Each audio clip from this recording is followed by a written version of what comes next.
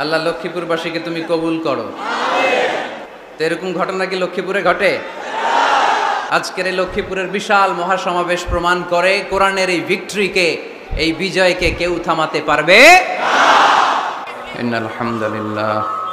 ইন্নাল হামদুলিল্লাহি নাহমাদুহু ওয়া নাস্তাঈনুহু ওয়া নাস্তাগফিরুহু ওয়া নু'মিনু বিহি ওয়া নাতাওয়াক্কালু আলাইহি ওয়া নাউযু বিল্লাহি মিন শুরুরি আনফুসিনা ومن سيئات أعمالنا من يهده الله فلا مضل له ومن يضلل فلا هادي له أي فلن تجد له وليا مرشدا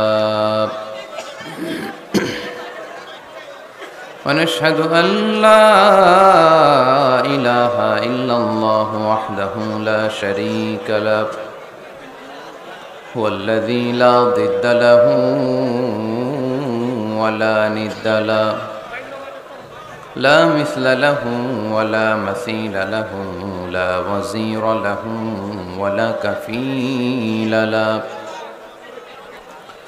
لا شبه له ولا شبيه له لا ولد له ولا والد له وهو الواحد الفرد الصمد لم يلد ولم يولد ولم يكن له كفوا أحد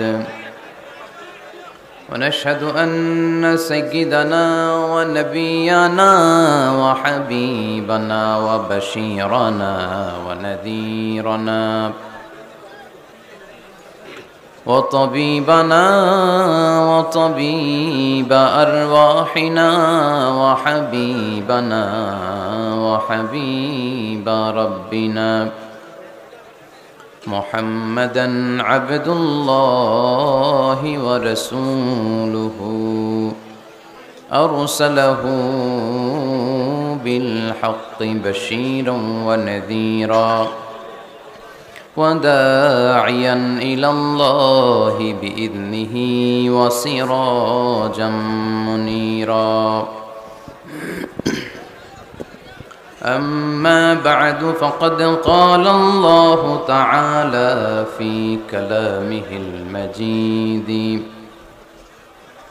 وفي فرقانه الحميد أعوذ بالله من الشيطان الرجيم بسم الله الرحمن الرحيم وإذا سألك عبادي عني فإني قريب أجيب دعوة الداع إذا دعان فليستجيبوا لي وليؤمنوا بي لعلهم يرشدون إن الله وملائكته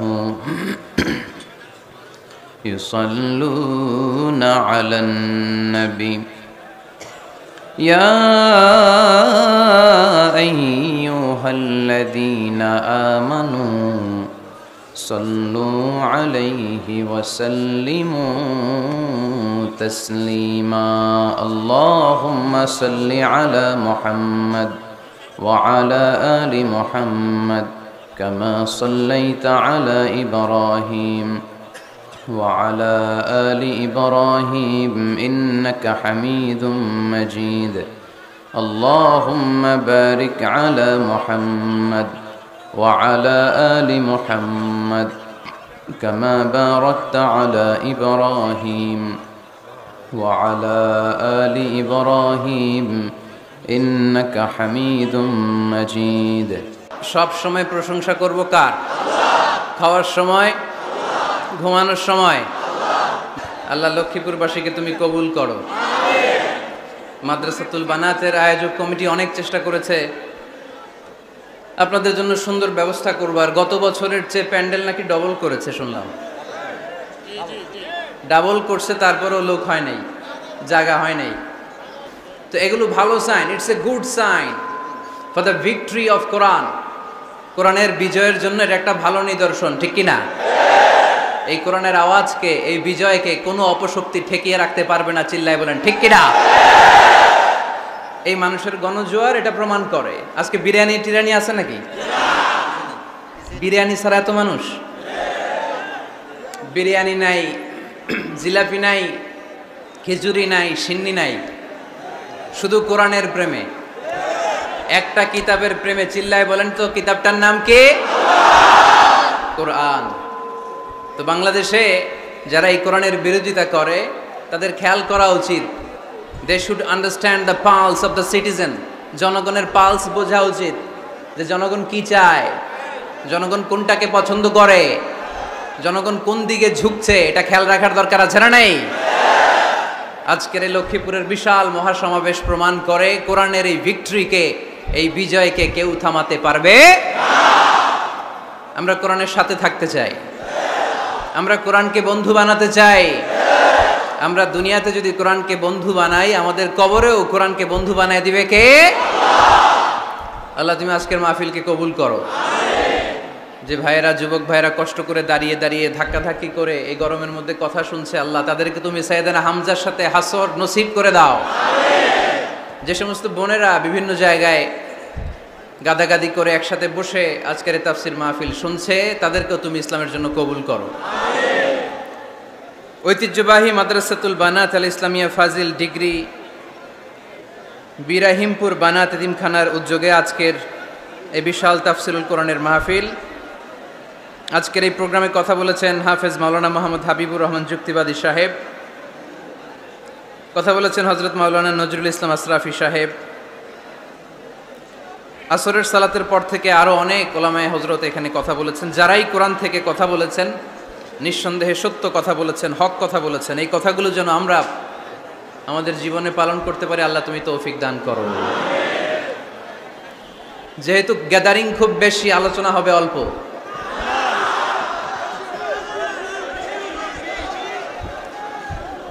লম্বা চূড়া আলোচনা করা কিন্তু খেলাফুস সুন্নাহ, সুন্নাতের খেলাফ। বিষ্ণু ইসা ইসলাম বলেছেন, খুতাবুকুম তবিলা ও সলাওয়াতুকুম কসিরা।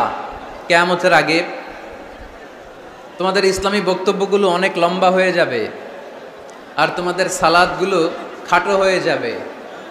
Your Islamic lectures will be longer and your salah will be shorter. Lecture হয়ে যাবে লম্বা, আর সালাত হয়ে যাবে ছোট বা খাটো। এই আলামতটা সমাজে আছে না নাই? এখন লম্বা চূড়া বক্তব্য হয়, ওয়াজ শুনতে মানুষের ভাল লাগে, কিন্তু নামাজ ভাল লাগে না, আছে না নাই? লক্ষ্মীপুরে নাই মনে হয়। তারপরে এত ওয়াজ এই দেশে হয়, তার সব যদি কাজে লাগতো, মানে জায়গা মতো যদি ডোজ পড়তো, তাহলে তো এই দেশের মানুষ সব আল্লাহর ওলি হয়ে যেত, চোর বাটপার খুঁজে পাওয়া যেত। কিন্তু ওয়াজ যত হয় তত হেদায়েত হয় না। এর কারণ বাংলাদেশে সবচেয়ে বেশি ওয়াজ শুনে হচ্ছে এই যে মাইক ম্যান যারা আছে, এরা সবচেয়ে বেশি ওয়াজ শুনে, তাই না? সেপ্টেম্বর থেকে এদের ওয়াজ শোনা শুরু হয়েছে, কিন্তু দেখবেন অধিকাংশ মাইক ম্যান নামাজই পড়ে না। আজকের মাইক ম্যানের কথা বলতেছে না, ও পড়ে। আজকে যেটা আসছে ওইটা পড়ে, কিন্তু বেশিরভাগ মাইক ম্যান কি করে না? পড়ে না নামাজ। তো এটা প্রমাণ করে যে ওয়াজ যত হচ্ছে, আসলে হেদায়েত তত হচ্ছে না। এর কারণ হচ্ছে, অনেক কারণে মানুষ ওয়াজ শুনতে আসে। কেউ আসে স্লোগান দেওয়ার জন্য, কি দেওয়ার জন্য? কেউ আসে হুজুরের কণ্ঠ শোনার জন্য, কেউ আসে সমাবেশ দেখার জন্য। আবার যারা ওয়াজের আয়োজন করে তাদেরও নানা ধরনের প্ল্যান প্রোগ্রাম। সো হেদায়েতের জায়গাটা দিনকে দিন দুর্বল হয়ে যাচ্ছে, এই মঞ্চগুলো হেদায়েত শূন্য হয়ে যাচ্ছে। একটা সময় ছিল এত ক্যামেরা ছিল না মাহফিলে, ঠিক কি না? এখন শত শত ক্যামেরা চলে আসে। আমরা রাতে যেই কথা বলি ফজরের আগে ওইটা পাবলিশ হয়ে যায়, ঠিক কি না? তো যেখানেই যাই আমারে ধরে বলে, হুজুর আপনারা ইউটিউবে দেখছি। কই দেখছে? আপনারা দেখছেন নাকি? আপনারাও দেখছেন? তো এটা সহজ হয়ে গেছে এখন, কোরআনের কথা বলা, কোরআনের কথাকে প্রচার করা। কোরআনের কথাকে ছড়িয়ে দেয়া এখন এটা সহজ হয়ে গেছে আলহামদুলিল্লাহ। তো এই জন্য আমরা যেন এটার ভালো দিকে কাজে লাগাই, আমরা যেন এটার নেগেটিভ সাইডগুলোকে প্রমোট না করি। এজন্য ওয়াজ শুনতে যারা এসেছেন আপনারা এই নিয়তে আসবেন যে কোরআন সুন্নাহর আলোকে এমন কিছু কথা শুনে যাব আমল করার নিয়তে। কিসের নিয়তে? যাতে আমার জীবনটা পরিবর্তন হয়ে যায়, যাতে এই ওয়াজ শোনাটা আমার জান্নাতে যাওয়ার ওয়াসিলা হয়ে যায়, যাতে আমার নাজাতের ওয়াসিলা হয়, ঠিক কিনা? এরপরে ক্যামেরাম্যান যারা এসেছো তোমরাও নিঃসন্দেহে সেই যতদিন আমরা এই শীতের সিজনে ওয়াজ করি তোমরাও থাকবা। তোমাদের প্রতি নাসিহাত হচ্ছে তোমরাও অনেক বড় সওয়াবের ভাগীদার। এই যে কোরআনের কথাগুলো তোমরা প্রচার করে দিচ্ছ, তোমাদের এখানে কন্ট্রিবিউশনও কম নয়। তবে এখানে তোমাদের স্বচ্ছতা বজায় রাখতে হবে। স্বচ্ছতা, নিজেদের মধ্যে আবার মারামারি করা যাবে না। এখন বক্তাদের মধ্যে মারামারি আছে না নাই? কাদা ছড়াছড়ি আছে না নাই? কাফের ফতুয়া আছে না নাই? লক্ষ্মীপুরে এগুলো বোধহয় কম না? তো এক আলেম আরেক আলেমকে দেখতে পারে না, একজন আরেকজনের জনপ্রিয়তায় জেলাসি ফিল করে, প্রতিহিংসা পরায়ণ। তো এই প্রভাব যদি যারা ক্যামেরাম্যান তাদের মধ্যেও পড়ে যায় এটা ভয়ঙ্কর হবে। অনেক ইউটিউব চ্যানেলের ওনাররা দেখি দুই বক্তার ছবি দিয়ে এই বক্তা এমনে ওই বক্তা এমনে আর মাঝখানে লিখে রাখছে যুদ্ধ। মাঝখানে কি যুদ্ধ, মানে ওনার সাথে ওনার যুদ্ধ, ভারত পাকিস্তান খেলা। তো ইউটিউব চ্যানেলের ওনার ভাইরা যারা এসছো তোমরাও অনেক সওয়াবের ভাগীদার হবে যদি তোমরা প্রফেশনালিজম মেনটেন করে দাওয়াতের কাজ করতে পারো। আয়োজক কমিটি যারা আছে তাদেরকে আমি বলবো আপনারাও ইখলাসের সাথে মানুষকে কোরআনের কথা শোনাবার উদ্দেশ্যে এই প্রোগ্রামগুলোর আয়োজন করবেন, তাহলে এই প্রোগ্রামগুলো থেকে অনেক মানুষ উপকৃত হবে। আর সম্মানিত ওলামায়ে কেরাম যারা এই শীতের মৌসুমে কথা বলবেন তাদের কাছেও আমি বিনীত অনুরোধ জানাই, অন্যের পিছনে লেগে থাকবেন না। আপনার জীবনের সবচাইতে দামি বিষয় হচ্ছে আপনার সময়। আমাদের জীবনের সবচাইতে দামি জিনিস কি? আমাদের সময়। তো আপনার সময়টাই যদি আল্লাহর দেয়া, স্রষ্টার দেয়া সবচেয়ে দামি সময় যদি আপনি অন্যের পিছনে লাগিয়ে ফেলেন তো নিজের কল্যাণ করবেন কখন? এজন্য সম্মানিত ওলামায়ে কেরামদের বলবো আমরা যেন বেশি বেশি স্টাডি করে কোরআন সুন্নাহর আলোকে মানুষকে কথা শোনাতে পারি, যাতে করে লোকজন উপকৃত হয়। আল্লাহ নাসিহাতগুলো যেন আমরা আমাদের জীবনে কাজে লাগাতে পারি, তুমি তৌফিক দাও। আরো জোরে পড়ি আমিন। আমি আপনাদের খেদমতে আমার খুতবার শুরুতে সূরাতু আল জুমাআর 10 নম্বর আয়াত তেলাওয়াত করেছি। কয় নাম্বার শুনতেছেন? কষ্ট হচ্ছে না তো? আমি যখন প্রশ্ন করব আপনাদেরকে আওয়াজ করে উত্তর দিতে হবে। আর এই যে ছেলেরা কথা বলো না, দোহাই লাগে তোমাদের, কথা বলো না, আওয়াজ করো না, ডিস্টার্ব করো না প্রোগ্রামের, চুপচাপ। লক্ষ্মীপুরের ছেলেরা খুব ভদ্র আমি জানি, একেবারে চুপচাপ। সূরাতুল জুমার 10 নম্বর আয়াতে আল্লাহ তাআলা আমাদেরকে কর্মচঞ্চল হতে বলেছেন, কাজ করে খেতে বলেছেন। কাজে লজ্জা নেই, লজ্জা অলসতায়। কাজে লজ্জা আছে? লজ্জা কিসে? অলসতায়, অকর্মণ্যতায়। লেজিনেস খুব খারাপ, কিন্তু অ্যাক্টিভ হওয়া, এনার্জেটিক হওয়া এটা নবীদের সুন্নাত, ঠিক কিনা? তো এই আয়াতের মাধ্যমে আল্লাহ তাআলা গোটা বিশ্বের মানুষদেরকে কাজের প্রতি উৎসাহিত করেছেন। আল্লাহ বলেছেন ফাইদা কুদিয়াতিস সালাতু ফান্তাশিরু ফিল আরদ আবতাগু মিন ফাদলিল্লাহ। যখন সালাত শেষ হয়ে যায় তখন তোমরা জমিনে ছড়িয়ে পড়ো, প্রত্যেকের ওয়ার্ক প্লেসে চলে যাও, কাজ করো। আবতাগু মিন ফাদলিল্লাহ, আর আল্লাহর দেয়া ফদল তালাশ করো, রিজিক তালাশ করো। মসজিদের ভিতরে রিজিক আছে? কথা কয় না। মসজিদে গেলে কি টাকা পাওয়া যায়? খাওয়া পাওয়া যায় না। খাবার উৎপন্ন করতে হয় মসজিদের বাইরে, এ জমিনে। মসজিদে গেলে রহমত পাওয়া যায়। মসজিদে গেলে কি পাওয়া যায়? এজন্য মসজিদে ঢোকার সময় আমরা কোন পা দিয়ে ঢুকি আর কি পড়ি? আল্লাহুম্মা ইফতাহলি আবওয়াবা রাহমাতিক, আল্লাহুম্মা ইফতাহলি আবওয়াবা রাহমাতিক। আমরা বলি হে আল্লাহ আপনি আপনার রহমতের দরজা আমাদের জন্য খুলে দেন। সুবহানাল্লাহ পড়েন। এই দোয়া থেকে বোঝা গেল মসজিদে ঢুকলে কি পাওয়া যায়? সবাই বলতে হবে কি পাওয়া যায়? মসজিদে ঢুকলে রহমত পাওয়া যায়, আর মসজিদ থেকে বের হলে রিজিক পাওয়া যায়, ফদল পাওয়া যায়। ফদলের আরেক অর্থ হচ্ছে রিজিক। এজন্য মসজিদ থেকে যখন বেরোই কোন পা দিয়ে বেরোই আর কি পড়ি? আল্লাহুম্মা ইন্নী আসআলুকা মিন ফাদলিক, হে আল্লাহ আপনার কাছে আমি আপনার ফদল চাই, রিজিক চাই। এই ফদলের কথাই আল্লাহ কোরআনে বললেন, فَإِذَا قُضِيَتِ الصَّلَاةُ فَانْتَشِرُوا فِي الْأَرْضِ وَابْتَغُوا مِنْ فَضْلِ اللَّهِ وَاذْكُرُوا اللَّهَ كَثِيرًا لَعَلَّكُمْ تُفْلِحُونَ। সুবহানাল্লাহ পড়েন। আল্লাহ ডেকে বললেন, গোলাম যখন সালাত শেষ হয়ে যায় জমিনে ছড়িয়ে পড়ো, মসজিদে বসে থেকো না। আদেশটা কার?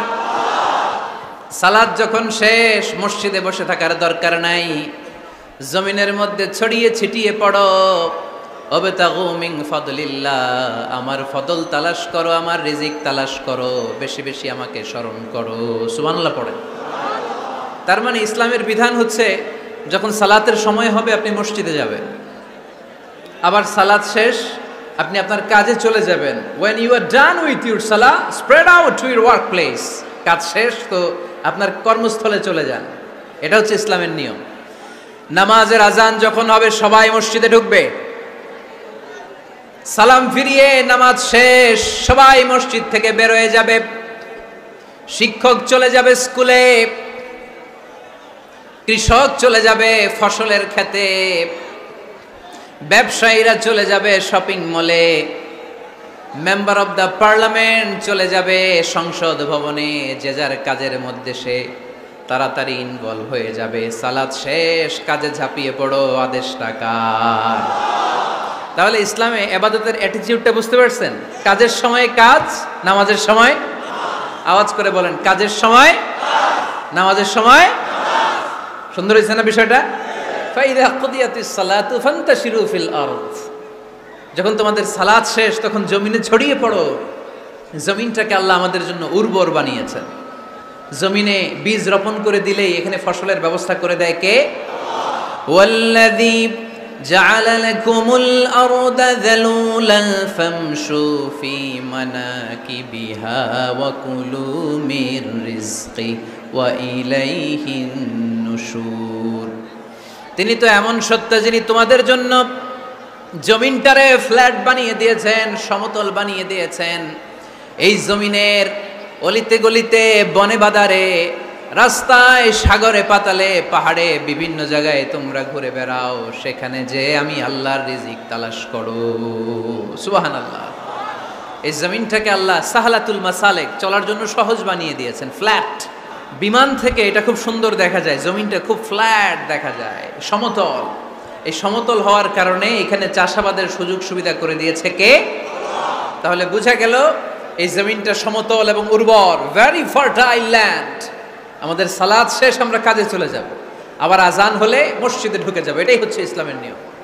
সাইয়েদনা ওমর ফারুক যখন মসজিদে নববীর ইমাম, তিনি ইয়ামান দেশের কিছু লোকদের সাথে সাক্ষাৎ করলেন। কোন দেশের? ইয়ামান, যুদ্ধ বিধ্বস্ত একটা দেশ এখন। প্রাচীন নগরী হাদ্রামাউত বা আলাবাক, এই ইয়ামান দেশের কিছু লোকের সাথে তিনি সাক্ষাৎ করলেন। তারা গোল হয়ে বসে থাকে, নামাজের পরে যায় না, বসে বসে সুবহানাল্লাহ পড়ে, আলহামদুলিল্লাহ পড়ে জিকির করে। ওমরে ফারুক ভাবলেন দেখি পরের ওয়াক্তে কি হয়। উনি আসরের নামাজে ইমামতি করতে আসলেন, এসে দেখলেন ইয়ামানের লোকেরা মসজিদের বারান্দায় আশেপাশে বসে আছে, সবাই যায়, এরা যায় না। মাগরিবের সালাতে উনি ইমামতি করতে আসলেন। ওমরে ফারুক নামাজ শেষ করে দেখলেন সবাই চলে যায়, কিন্তু ইয়ামানের লোকগুলো যায় না। এশার সালাত পর্যন্ত তিনি ওয়েট করলেন। এশার নামাজ পড়ে চলে যাওয়ার সময় ওমরে ফারুক দেখলেন সবাই নামাজ পড়ে কাজে চলে যায়, কিন্তু ইয়ামান দেশের লোকগুলো যায় না। ওমরে ফারুক বললেন, মা বালুকুম মা খাতবুকুম, ঘটনা কি? কি হয়েছে তোমাদের? সবাই নামাজ পড়ে চলে যায়, কাজে যায়, তোমরা যাও না কেন? এখানে কি করো? ইয়ামানিরা বলতে শুরু করলো, নাহনু আল মুতাওয়াক্কিলুনা আলাল্লাহ, আমরা এখানে আল্লাহর উপর তাওয়াক্কুল করে বসে আছি। ওমরে ফারুক অবাক হলেন, আনতুম আল মুতাওয়াক্কিলুনা ফিল্লাহ, তোমরা আল্লাহর উপর তাওয়াক্কুল করে বসে আছো? তো এই যে সারাটা দিন ঘাপটি মেরে এখানে বসে থাকলে তোমাদের খাবার আসে কোত্থেকে? উপার্জন হয় কি করে? ইনকাম আসে কোত্থেকে? রুজি রুটি হয় কোত্থেকে? ইয়ামানি লোকগুলো বললো, আমরা এখানে বসে বসে জিকির করি, তেলাওয়াত করি, বুজুর্গের মতো বসে থাকি। আমাদের বুজুর্গিয়া জিকির দেখে আশেপাশের লোকেরা এসে আমাদেরকে খাবার দিয়ে যায়। উমরে ফারুক বললেন, সর্বনাশ, তাইলে তো তোমরা আল মুতাওয়াক্কিলুনা ফিল্লাহ, না, তোমরা হচ্ছে আল মুতাওয়াক্কিলুনা আলা বা'দিকুম বা'দা, একে অপরের উপর নির্ভরশীল। যারা প্লেটে করে খাবার নিয়ে আসে তোমরা তাদের উপর তাওয়াক্কুল করছো, কারণ তারা যদি প্লেট ভরে খাবার নিয়ে আসে তোমাদের পেটে কোনো দানা পানি পড়বে না। তোমরা আল্লাহর উপর মুতাওয়াক্কিলুনা আলাল্লাহ, নাও, তোমাদের সাধ্যের সবটুকু করার পরে তারপরে তোমরা তাওয়াক্কুল করবে। কি সুন্দর ইসলাম। এক সাহাবী বললেন, ইয়া রাসূলুল্লাহ, আমি উটে চড়ে এসেছি, তো আপনি তো আমাদেরকে তাওয়াক্কুলের ওয়াজ করেছেন, আমি উটের রশিটা গাছের মধ্যে না বেঁধে যদি শুয়ে থাকে আল্লাহর উপর তাওয়াক্কুল করি, ওটটা থাকবে না? বিশ্বনবী বললেন, না, তোমার ওট থাকবে না, আগে রশি দিয়ে ওটটা বাঁধো, ইআকিলহা সুম্মা তাওয়াক্কাল আলাল্লাহ, আগে টাইট করে রশি দিয়ে গাছের সাথে ওটের রশিটা বাঁধো, এরপর আল্লাহর উপর তাওয়াক্কুল করো। এইটার নাম তাওয়াক্কুল। চিল্লায় বলেন ঠিক কি না? আপনার পার্টটা আপনার করতে হবে, আপনার যে রোল, এই রোলটা প্লে করতে হবে। আপনার সর্বোচ্চটুকু করার পরে আমরা তাওয়াক্কুল করি একজনের উপর। চিল্লায় বলেন তিনি কে? ওমর ফারুক বললেন, তোমরা মুতাওয়াক্কিলুনা আলাল্লাহ, নাও, তোমরা বের হয়ে যাও, খবরদার এরপরে কোনো দিন তোমাদেরকে যেন এই মসজিদের মধ্যে ঘাপটি মেরে গোল হয়ে বসে থাকতে না দেখা যায়। কারণ ফাইদা কুদিয়াতিস সালাতু ফান্তাশিরু ফিল আরদ ওয়াবতাগু মিন ফাদলিল্লাহ। ইসলামের বিধান হচ্ছে যখন নামাজ শেষ মসজিদে বসে থাকা যাবে? চিল্লায় বলেন বসে থাকা যাবে? যাবে না। সর্বোচ্চটুকু করে তারপরে আপনাকে বের হয়ে যেতে হবে। প্রতিদিন সকালবেলা পাখির বাসা থেকে দেখবেন পাখিগুলো খালি পেটে বের হয়ে যায়। আপনাদের এই এলাকায় পাখির বাসা আছে? কি পাখির বাসা আছে? হ্যাঁ, সব পাখি আছে। তো সকালবেলা দেখবেন পাখির বাসা থেকে পাখিগুলো খালি পেটে বের হয়ে যায়। বিকেল বেলায় পাখিগুলোর ওদর পূর্তি করে পেট ভর্তি করে আবার পাখির নিড়ে ফিরিয়ে দেয় কে? কারণ পাখিগুলো তাওয়াক্কুল করেছে কার উপর? পাখিগুলো তাওয়াক্কুল করে যদি পাখির নিড়েই বসে থাকতো ওদের পেটে খাবার আসতো? কথা বলেন। বিশ্বনবী এটাই বললেন, তাকদু খিমাসান ওয়া তারুহু বিতানান। তোমরা যদি পাখির মতো তাওয়াক্কুল করো, মানে আল্লাহর উপর তাওয়াক্কুল করে জমিনে বের হয়ে যাও, তোমাদেরও রিজিকের দায়িত্ব নিয়ে নিবে কে? সকালবেলা প্রতিটা পাখি না খেয়ে বের হয়ে যায়। একটা পাখির পেটের ভেতরে কোনো দানা পানি নাই, কিন্তু আল্লাহর উপর তাওয়াক্কুল করে পাখিগুলো যখন বের হয়ে যায়, বিকেলবেলা পেট ভর্তি করে ওদর ভর্তি করে আবার পাখির নিরে পাখিগুলোরে ফিরিয়ে দেয় কে? পাখিগুলোকে আমাদের মতো খাবার জমা করে রাখতে পারে? আমরা তো 7 দিনের বাজার একবারে করে ফ্রিজে রাখি। পাখিদের ফ্রিজ আছে না? আছে। আমাদের অতিরিক্ত টাকা হলে আমরা ব্যাংকে ব্যালেন্স করে রাখতে পারি, অ্যাকাউন্ট করে রাখতে পারি। পাখিরাও তো অ্যাকাউন্ট করে রাখে না?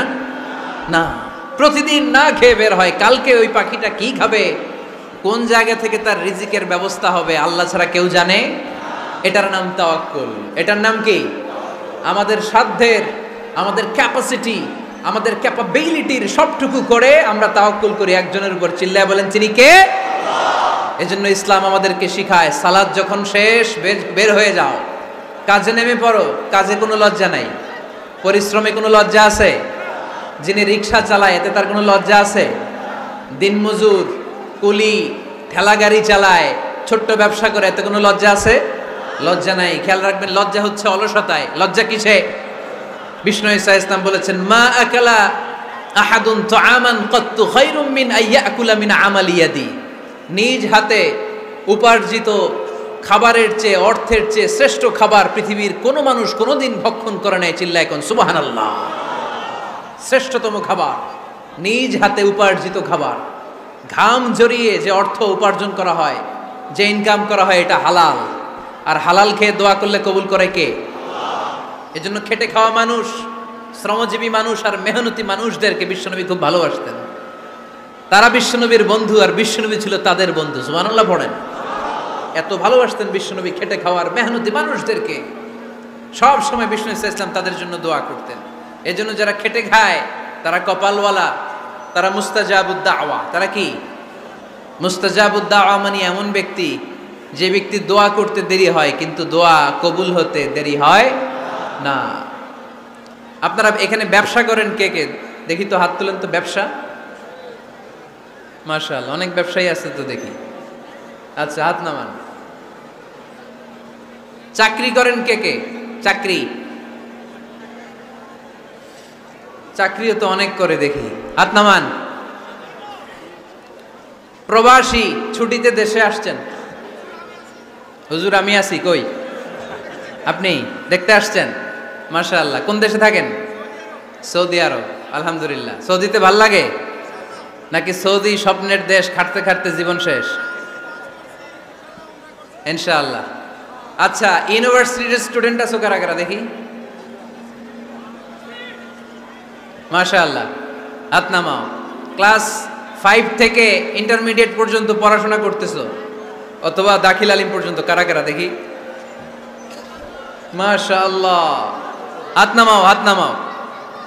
একবারও যারা হাত তোলেন না এবার তারা হাত তোলেন। আন্নেরা কি করেন? হ্যাঁ,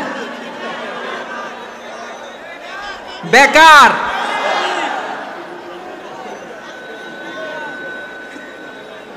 বাংলাদেশে চাকরির বাজার খুব মন্দা, ঠিক কিনা? বাংলাদেশ ইন্ডিয়াতে চাকরি পেতে অনেক কষ্ট। সামান্য একটা পদের জন্য যেখানে চেয়েছে ক্লাস 8 পাস, এখানে ডবল মাস্টার ডিগ্রি অ্যাপ্লাই করছে কয়েক লক্ষ। এজন্য আমাদেরকে উদ্যোক্তা হতে হবে। You have to be the entrepreneur. আমাদের উদ্যোক্তা দরকার, বেশি বেশি নতুন নতুন উদ্যোক্তা। নিজেই এমন আইডিয়া নিয়ে আসবে যেই আইডিয়া বিক্রি করে দুর্দান্ত আইডিয়া দিয়ে তুমি পুরো দেশ কাঁপিয়ে দিতে পারো। পারা যাবে না লক্ষ্মীপুরের ছেলেরা? আইডিয়ার অনেক দাম। You have to generate new ideas. নতুন নতুন আইডিয়া এনে মানুষ গোটা বিশ্বকে তাক লাগিয়ে দিচ্ছে। এই যে গত কয়েক বছর আগে কারের একটা রাইড চালু হয়েছে, নাম হয়েছে উবার। কি নাম? ঢাকায় যারা চলাফেরা করেন তারা হয়তো চড়েছেন। উবারের নাম শুনছেন না? এই উবার কোম্পানি কি করে জানেন? নিজেদের ব্যবসা নাই, পুঁজি নাই, পাত্তি নাই, অফিস নাই, কিচ্ছু নাই, কোটি কোটি টাকা হাতায় নিচ্ছে। Just idea, just they are generating new ideas. নতুন নতুন আইডিয়া দিয়ে গোটা বিশ্ব কাঁপিয়ে নিয়েছে একটা মোবাইল অ্যাপসের মাধ্যমে। কিসের মাধ্যমে? Mobile apps. একটা কোম্পানি খুলেছে, গোটা বিশ্বের সব প্রাইভেট কারওয়ালারা ওইখানে রেজিস্ট্রেশন করে আপনি মোবাইলে কোথায় যাবেন, কোত্থেকে যাবেন লিখবেন, গাড়ি আপনার বাড়ির সামনে এসে হাজির। তার একটা পার্সেন্টেজ ওই উবার কোম্পানি পায়। ইউনাইটেড স্টেটস অফ আমেরিকার একটা স্টেট আছে সান ফ্রান্সিসকো, ওইখান থেকে শুরু করছে। 775টা সিটিতে ওদের অপারেশন আছে। বাংলাদেশে ঢাকাতেও আছে। আমি মালয়েশিয়াতে থাকি, ওখানেও আছে, ওখানেও আমরা চড়ি। প্রায় 63টা দেশে ওদের কাজ বাজ আছে। গত বছরে 2018 সালে ওদের প্রফিট ছিল, রেভিনিউ ছিল 11.27 billion US dollar, 11.27 US billion dollar. Just they are selling their ideas.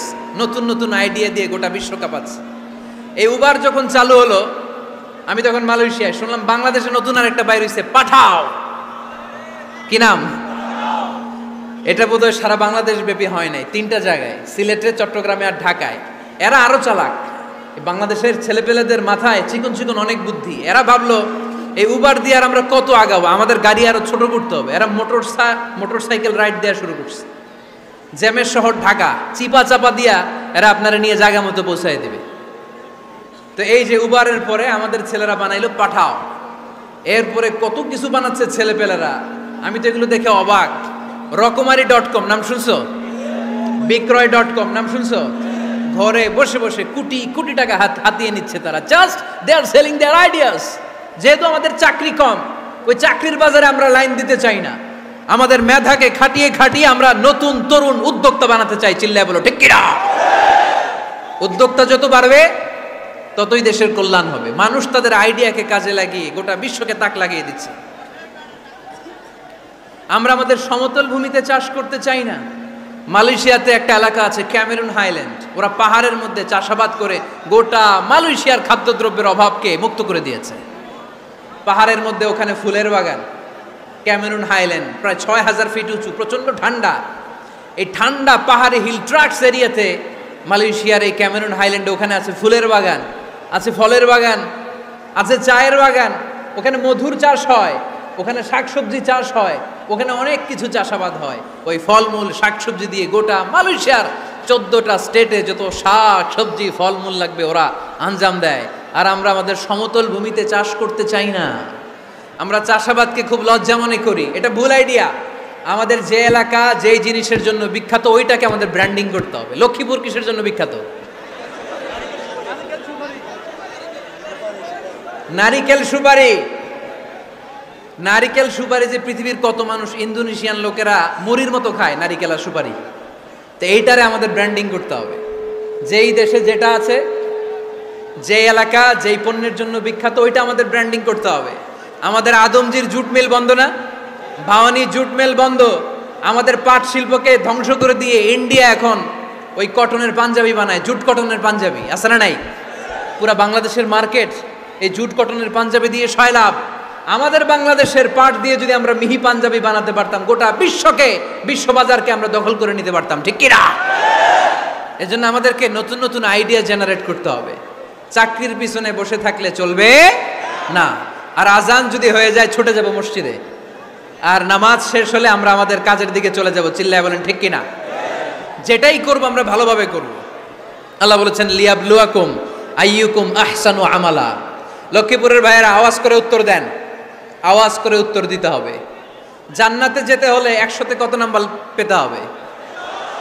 হ্যাঁ, হয় নাই 51। কি নাম তোমার? হ্যাঁ, ফরহাদ। জান্নাতে যেতে হলে 100তে আমার দরকার 51। 100তে কত লাগবে? ফাআম্মা মান সাকুলাত মাওয়াজিনুহু ফাহুয়া ফি আইশাতির রাদিয়া। সেদিন মিজানের পাল্লা যার ভারী হয়ে যাবে সে আনন্দ উৎসবে থাকবে। তো মিজানের পাল্লা ভারী হওয়ার জন্য 100তে আমার কত পাওয়া লাগবে? কত পাওয়া লাগবে? 51 পেলেই হয়ে যাবে। এজন্য আল্লাহ বলছেন লিয়াবলুয়াকুম আইয়ুকুম আহসানু আমালা। যেটাই করবে ভালোভাবে করবে। আল্লাহ এটা পরীক্ষা করতে চান যে আমরা ভালোভাবে কে কতটুকু আমল করেছি। যারা আরবি বুঝেন আলেম ওলামা আপনারা জানেন, এখানে আল্লাহ বলেননি লিয়াবলুয়াকুম আইয়ুকুম আকসারু আমালা। আল্লাহ এটা দেখতে চান যে তোমাদের মধ্যে থেকে কে বেশি আমল করে। এটা বলছে আল্লাহ? বলে নাই। আল্লাহ বলেছে লিয়াবলুয়াকুম আইয়ুকুম আহসানু আমালা, যে ভালো করে করে। এজন্য আমরা যাই করি না কেন কি করে করব? আওয়াজ করে বলতে হবে। কেমন করে করব? যে কোনো কাজ করো না ভাই, যে কোনো কাজ করো তা যেন হয় সবার চেয়ে সবচেয়ে সুন্দর। পড়েন, যে কোনো কাজ করো না ভাই, যে কোনো কাজ করো তা যেন হয় সবার চেয়ে সবচেয়ে সুন্দর। পড়েন, যে কোনো কাজ করো না ভাই, যে কোনো কাজ করো তা যেন হয় সবার চেয়ে সবচেয়ে সুন্দর। হোক না সেটা পড়া লেখা, রঙের ভাষায় ছবি আঁকা। পড়েন, হোক না সেটা পড়া লেখা, রঙের ভাষায় ছবি আঁকা। হোক না সেটা সামান্য কাজ কিংবা মহত্তর, তা যেন হয় সবার চেয়ে সবচেয়ে সুন্দর। যে কোনো কাজ করো না ভাই, যে কোনো কাজ করো তা যেন হয় সবার চেয়ে সবচেয়ে সুন্দর। চিৎকার করে বলেন ঠিক কিনা? আমরা যেটাই করি না কেন এটা ভালো করে করার দরকার আছে না নাই? এজন্য কাজে আর শ্রমে কোনো লজ্জা নাই।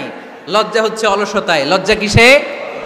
অলসতায়। বিষ্ণু ইসা ইসলামের কাছে এক সাহাবী এসে বলল, ইয়া রাসূলুল্লাহ আ'তিনি শাইআন, আপনি আমাকে কিছু দান করেন, আমার কিছুই নাই। বিষ্ণু বললেন, তোমার কিছু নাই? সাহাবী বললেন, ইয়া রাসূলুল্লাহ ঘরে আমার শুধু 2টি জিনিস আছে। কয়টা? চিল্লায় বলেন কয়টা? এক হচ্ছে একটা জামা, 2 হচ্ছে পানি খাওয়ার একটা জগ। বিষ্ণু বললেন, এই 2টাই নিয়ে আস। বিশ্বনবীর কথা শুনে ওই সাহাবী ঘর থেকে জামা নিয়ে আসলেন, পানি খাওয়ার জগ নিয়ে আসলেন।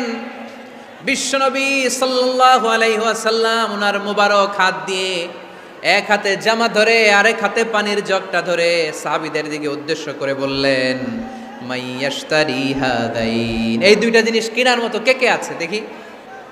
কয়েকজন হাত তুললো। বিশ্বনবী বললেন, কত দিয়ে কিনবা? এক সাহাবী বলে, ইন্নী আশতারিহিমা বিদিরহাম।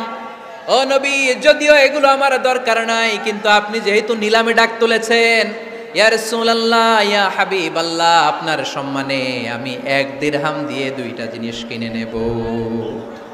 1 দিরহাম, একটা জামা, একটা পানি খাওয়ার জগ, দাম কত? 1 দিরহাম। বিশ্বনবী বললেন, না না, 1 দিরহাম তো অনেক কম হয়ে যায়। মাইয়াজিদু আলা যালিক, এর চেয়ে বেশি দামে কে কিনবা? আরেক সাহাবী হাত তুলে বলতে লাগলো, ইয়া রাসূলুল্লাহ, ইয়া হাবিবাল্লাহ, ওয়া ইন্নী আশতারিহিমা বিদিরহামাইন, আমি এই জামাটার পানি খাওয়ার জগটা 1 দিরহাম নয় 2 দিরহামের বিনিময়ে কিনতে চাই। বিষ্ণু ঈসা ইসলাম ওই সাহাবাকে দিয়ে দিলেন। দিয়ে 2 দিরহাম নিয়ে যে লোকটা ভিক্ষা করতে এসেছিল তার হাতে 2 দিরহাম দিয়ে বললেন, যাও 1 দিরহাম দিয়ে ঘরে খাবার কিনে দিয়ে আসো, আরেক দিরহাম দিয়ে একটা কুঠার কিনে নিয়ে আসো। শুনতেছেন? কি কিনে নিয়ে আসো? কুঠার দিয়ে কি করে? গাছ কাটে। ওই সাহাবী কুঠার কিনে নিয়ে আসার পরে বিশ্বনবী নিজ হাতে কুঠারের মধ্যে একটা কাঠের হাতল লাগাই দিলেন। আল্লাহু আকবার। হাতল ছাড়া কুঠার ইউজ করা যাবে? বিশ্বনবী নিজ হাতে ওই কুঠারের ভেতরে একটা হাতল লাগাই দিলেন আর বললেন, লা উরিদু আন আরাকা 15 আইয়াম, এই কুঠার নিয়ে জঙ্গলে যাও, গায়ে অনেক শক্তি আছে, কাঠ কাটো, এই কাঠ কেটে বাজারে বিক্রি করো, সামনের 15 দিন যেন আমি আমার চোখের সামনে তোমার না দেখি। বিশ্বনবীর পরামর্শ অনুযায়ী কুঠার নিয়ে ওই সাহাবী জঙ্গলে চলে গেলেন। কাঠ কেটে বাজারে বিক্রি করতে করতে 15 দিন পরে 10 দিরহাম নিয়ে বিশ্বনবীর দরবারে হাজির হয়ে গেলেন। 10 দিরহাম নিয়ে বিশ্বনবীর কাছে হাজির হয়ে গেলেন। সাহাবী এসে বলল, ইয়া রাসূলুল্লাহ, এখন আর আমার ভিক্ষা করা লাগে না, আমার গায়ে অনেক শক্তি আল্লাহ দিয়েছে, আই এম ভেরি এনার্জেটিক, আপনার দেয়া বরকতের কুঠার দিয়ে আমি কাঠ কেটে কেটে স্বাবলম্বী হতে শুরু করেছি। সুবহানাল্লাহ পড়েন। আমি এখন 10 দিরহামের মালিক। বিশ্বনবী বললেন, লা আইয়াহতাতিবা আহাদুকুম হুজমাতান আলা যাহরিহি খায়রুম মিন আইয়াসআলা শাইআন ফায়ু'তিয়াহু আও ইয়ামনাহু, যাদের গায়ে শক্তি আছে তারা ভিক্ষা না করে কাঠ কেটে পিঠে সেই বোঝা নিয়ে বাজারে বিক্রি করা অনেক ভালো। কারণ কারো কাছে যদি তুমি হাত পাতো সে দিতেও পারে, নাও দিতে পারে, আর কষ্ট করলে কষ্ট কোনোদিন বৃথা যায় না। চিল্লায় বলেন ঠিক কিনা? বিষ্ণু ঈসা ইসলামের অনুপ্রেরণায় এই সাহাবা অল্প কিছুদিনের ব্যবধানে স্বাবলম্বী হয়ে গেলেন। What is the moral of the story? বিশ্বনবীর এই প্রফেটিক স্টোরি থেকে আমাদের কি শিক্ষা? লেসন নাম্বার 1, বিশ্বনবী চাইলেই ওই 2 দিরহাম দিয়ে বলতে পারতো, যাও খাবার দাবার কিনে ফ্যামিলিতে দিয়ে আসো। সে ওই 2 দিরহাম নিয়ে খাবার দাবার কিনে ফ্যামিলিকে খাইয়ে রাত্রে আবার ভিক্ষায় নামতো। কথা কন? রাত্রে কি করতো? ভিক্ষায় নামতো। বিষ্ণু ঈসা ইসলাম তাকে কাজ করে খাওয়ার জন্য উৎসাহ দিলেন। পাশাপাশি বিষ্ণু ঈসা ইসলাম পার্মানেন্ট সলিউশন দিলেন। এজন্য পার্মানেন্ট সলিউশনের ব্যবস্থা করতে হবে। অনেকে আমরা যাকাত দেই, যাকাতের শাড়ি দেই, যাকাতের লুঙ্গি দেই, আছে না নাই? লক্ষ্মীপুরে এরকম দেয় নাকি? কি দেয়? হ্যাঁ, গাড়ি গাড়ি দেয়, শাড়ি না। যাকাতের শাড়ি, যাকাতের লুঙ্গি বলতে কোনো কথা ইসলামে নাই। এগুলো খুব কম দামি শাড়ি, যাদেরকে এগুলো দেয়া হয় তাদেরকে অপমান করা হয়, ঠিক কিনা? আল্লাহ বলেছেন, ওয়ালাকাদ কাররামনা বানি আদম, I have dignified the status of the sons of Adam, আমি আদমের সব সন্তানদেরকে সম্মানিত করেছি। সুবহানাল্লাহ পড়েন। আপনাদের চেয়ে সম্মানিত কেউ আছে? মানুষের চেয়ে সম্মানিত গোটা বিশ্বে আর কোনো মাখলুকাত আছে? নাই। এজন্য যাকাতের শাড়ি দেয়া যাবে না, যাকাতের লুঙ্গি দেয়া যাবে না। যাকাতের শাড়ি আপনারা দেখছেন? এটারে একবার ধোয়ার পরে দ্বিতীয়বার পরা যায় না। মশারি কি পাতলা, এর চেয়েও পাতলা।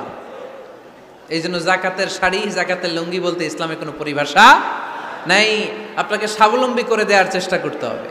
যারা লক্ষ্মীপুর জেলায় বিজনেস ম্যাগনেট আছেন, তারা একসাথে হয়ে একটা স্ট্রং যাকাত ম্যানেজমেন্ট প্ল্যাটফর্ম করতে পারেন, যেখান থেকে আপনারা বিভিন্ন থানায়, বিভিন্ন গ্রামে বাছাই করে করে কিছু ভাইদেরকে যাকাত দিতে পারেন স্বাবলম্বী করার উদ্দেশ্যে। যেই ফ্যামিলিকে আছে, কি নাম এটার? পল্লী উন্নয়ন ক্লাব। মাশাআল্লাহ, যাকাত ফান্ড দিয়ে বিদেশে লোক পাঠায়। এর চেয়ে সুন্দর পদ্ধতিতে যাকাত বিতরণ আর হতে পারে?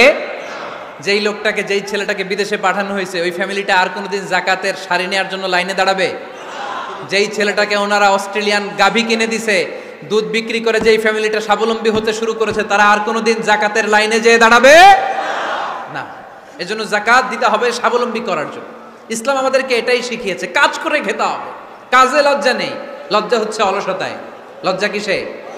আজকের আলোচনা থেকে এটা মুখস্থ করে নিতে হবে। কাজে লজ্জা নেই। লক্ষ্মীপুরের ইয়াংস্টারেরা শ্রমে লজ্জা নেই, পরিশ্রমে লজ্জা নেই, লজ্জা অলসতায়। লজ্জা কিসে? আরো জোরে। নবীরা কি এমনি এমনি বসে বসে খাইছে? কঠিন পরিস্থিতিতেও নবীরা পরিশ্রম করে উপার্জন করা লেগেছে, ঠিক কিনা? সাইয়েদনা মারিয়াম আলাইহিস সালাম, যার নামে আল্লাহ তাআলা কোরআনে একটা সূরা দিলেন, উনি পৃথিবীতে এমন একজন মহিয়সী নারী, যেই নারীর গর্ভে, যেই নারীর পেটের ভেতরে স্বামীর স্পর্শ ছাড়া সন্তান দিয়েছে কে?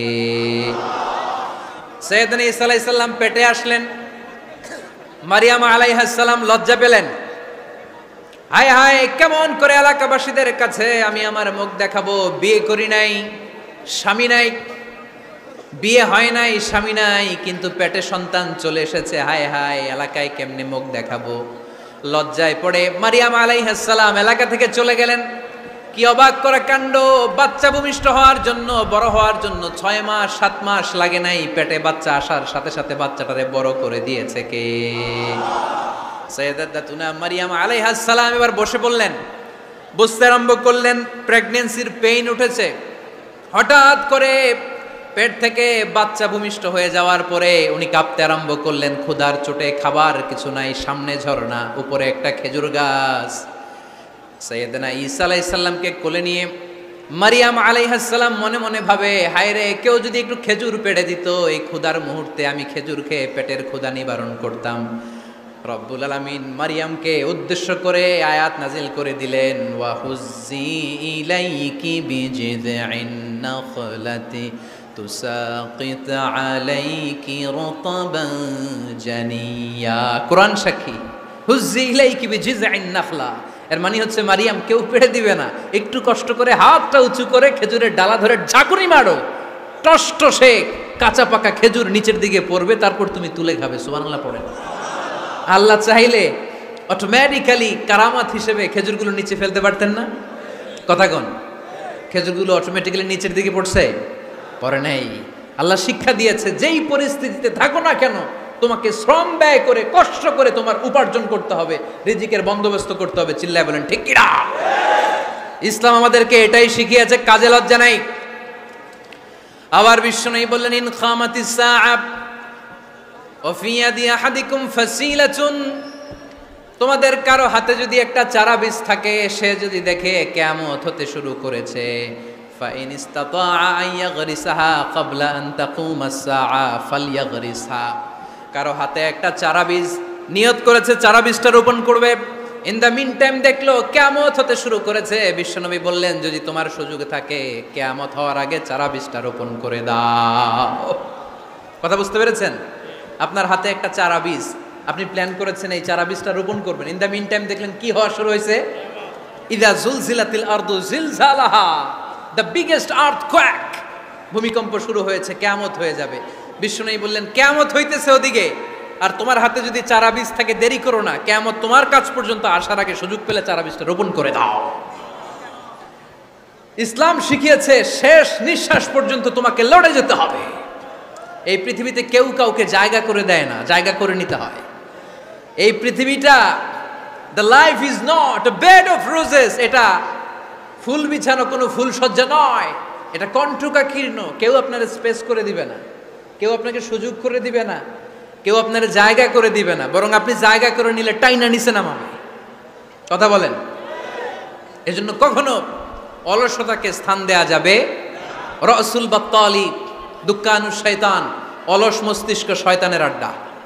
অলস যদি কেউ থাকে, এটারে টেনে বেঁধে কাজে নামাবেন, পারা যাবে? আলহামদুলিল্লাহ, লক্ষ্মীপুরে এরকম অলস ছেলে পেলে নাই।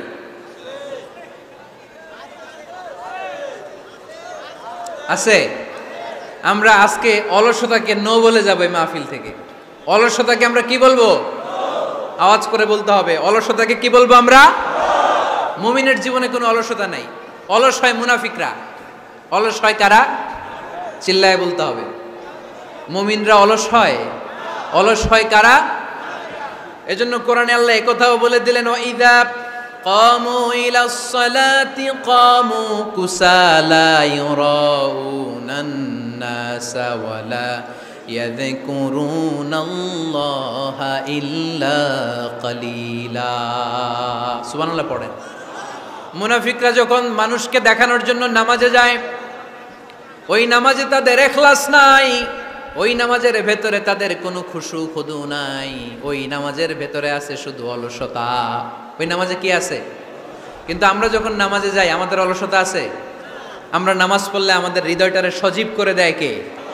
আমরা উযু করলে আমাদের মনটাকে চাঙ্গা করে দেয় কে? আমরা মসজিদে ঢুকলে হৃদয়টাকে প্রাণবন্ত করে দেয় কে? মুমিন উযু করলে চাঙ্গা হয়।